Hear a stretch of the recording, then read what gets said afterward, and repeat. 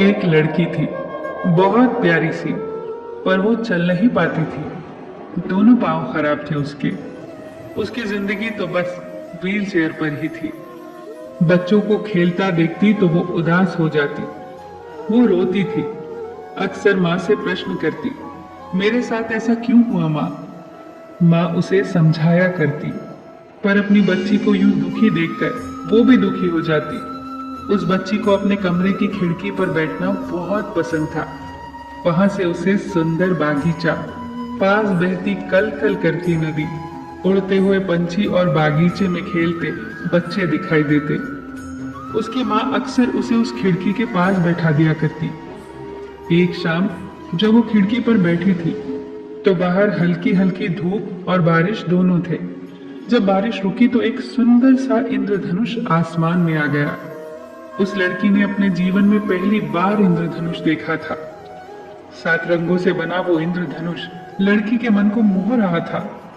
वो लड़की इंद्रधनुष निहार रही थी कि बादलों ने सूरज की रोशनी को ढक लिया। लड़की ने जोर से माँ को आवाज लगाई। माँ भागती हुई आई। लड़की के चेहरे पर बड़ी सी मुस्कान थी।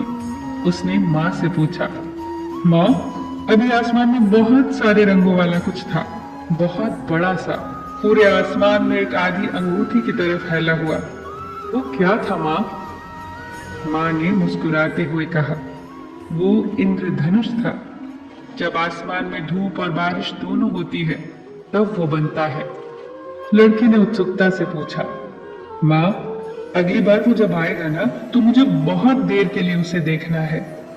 माँ बोली, इंद्रधनुष थोड़े समय के लिए ही रहता है, पर हम जरूर कोशिश करेंगे उसे बहुत समय के लिए देखने की।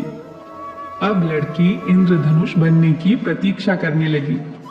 एक बार फिर से वैसा ही मौसम हो गया। आज पूरी आशा थी कि इंद्रधनुष बनेगा। उसकी माँ उसे कार में लेकर पास ही की एक पहाड़ी की चोटी पर पहुंच गई। जब इंद्रधनुष निकला तो पहाड़ी की चोटी से वो इतना खूबसूरत दिखाई दे रहा था कि लड़की की खुशी का ठिकाना न रहा। लड़की अपनी कल्पनाओं में उस इंद्रधनुष के साथ खेलने लगी, उससे बात करने लगी। वो दोनों बहुत खुश थे।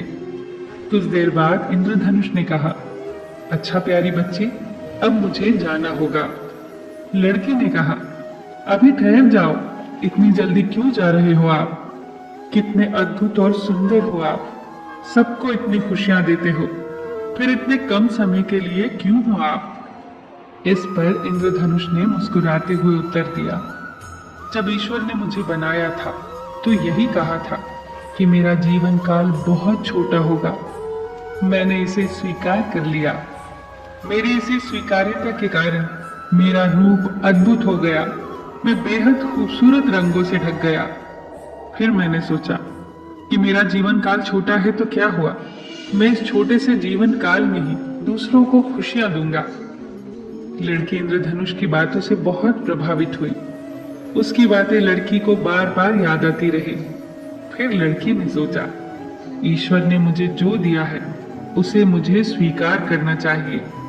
मुझे इस विकलांगता को स्वीकार करना चाहिए, जैसे इंद्रधनुष ने किया अपने छोटे से जीवन काल को स्वीकार। मुझे भी इंद्रधनुष की तरह दूसरों को खुशियां देनी चाहिए। फिर वो लड़की दूसरे बच्चों के बीच जाकर समय बिताने लगी। वो खुश रहने लगी और दूसरों की खुशियों का कारण बनने लगी।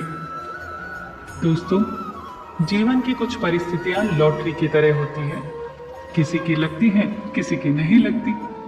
किसी की 10,000 की लगती है तो किसी की 10 लाख की लगती है। कुछ लोगों का स्वास्थ्य पूरी उम्र खराब रहता है तो कुछ लोगों का काफी स्वस्थ। कोई छोटी आयु वाला होता है तो कोई बड़ी आयु वाला। चाहे परिस्थिति जो भी हो, अगर हमें खुश रहना है ना तो उसकी एक चाबी है, स्वीकृति। जिन विपरीत परिस्थितियों को हम बदल सकते हैं उन्हें बदल डालिए, पर जिन परिस्थितियों को बदला नहीं जा सकता उन्हें स्वीकार कर लीजिए। क्योंकि या तो आप रोकर जिंदगी गुजार सकते हो या हंसकर। तो बेहतर यही होगा कि खुद भी खुश रहो और दूसरों में भी खुशियां बांटो, उस इंद्रधनुष की तरह। फिर मिलेंगे दोस्तों अगली वीडियो के साथ। तब तक के लिए अपना ख्याल रखना और हमेशा मुस्कुराते रहना।